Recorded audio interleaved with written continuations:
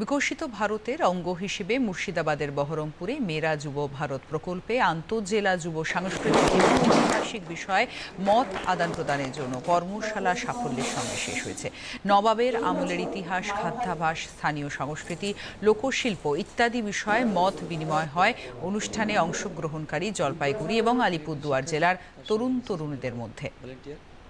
তো এখানে inter district youth exchange program যেটা মুর্শিদাবাদে হচ্ছে, এটাতে এসে আমি খুবই আনন্দিত এবং এখানে এসে আমি বিভিন্ন ধরনের শিখতে পারলাম। বিভিন্ন ধরনের আমাদের মুর্শিদাবাদের যে ইতিহাস, ঐতিহাসিক সম্পর্কে আমি শিখতে পারলাম, যেটা আমি ছোটোতে বা কলেজে আমি ইতিহাসে পড়েছিলাম। তো এখানে এসে ইতিহাস, নবাবের আমলে যে নবাবরা যেভাবে থাকতো, এখানকার কালচার, ফুড, বিভিন্ন ধরনের হেরিটেজ, যেটা আমি খুবই আনন্দিত হয়েছি এবং শিখতে পেরেছি। আমাদের আলিপুর ডিস্ট্রিক্টে এটা মনে হয় যারা শিক্ষিত, যারা ইউবা কেউ জানে না, আমার মনে হয় আমরা আমাদের আলিপুর ডিস্ট্রিক্ট থেকে প্রথম 4 জন আসছি। আর আমাদেরকে এখানে অনেক কিছু শেখানো হয়েছে ঐতিহাসিক বিষয়ে। তার জন্য আমি খুবই গর্বিত। না আসলে আমি জানতে পারতাম না মুর্শিদাবাদে এই আছে, আমরা যেটা ইতিহাসে পড়েছি। প্রথমত জলপাইগুড়ি থেকে এখানে আসাটাই আমার কাছে অনেক বড় সুযোগ।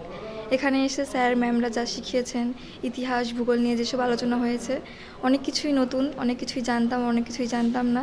যেসব ইনফরমেশনগুলো পেয়েছি সেগুলো খুবই অসাধারণ ছিল। যদি তারা এই ক্লাসগুলো আমাদের না নিত তাহলে হয়তো অনেক কিছুই অজানা থেকে যেত।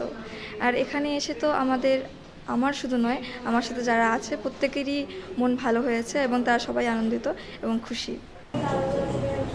মুর্শিদাবাদের ভারপ্রাপ্ত যুব আধিকারিক রিজভী শাহনাজ রহমান অনুষ্ঠানের তাৎপর্য ব্যাখ্যা করেন। আমাদের এই প্রোগ্রামটার অবজেক্টিভই হচ্ছে exchange of ideas, traditions, customs.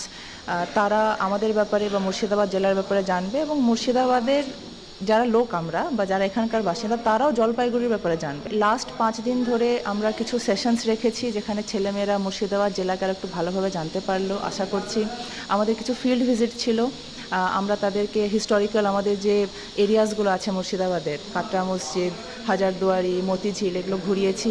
তাছাড়াও সোশ্যাল অ্যাসপেক্টটা দেখানোর জন্য আমরা এখানে কিছু ড্রাগ রিহ্যাবিলিটেশন সেন্টার্স রয়েছে যারা সোসাইটির বিভিন্ন লোকদেরকে নিয়ে কাজ করে এবং ওনাদেরকে রিহ্যাবিলিটেট করে মেন স্ট্রিমে ফিরিয়ে আনে।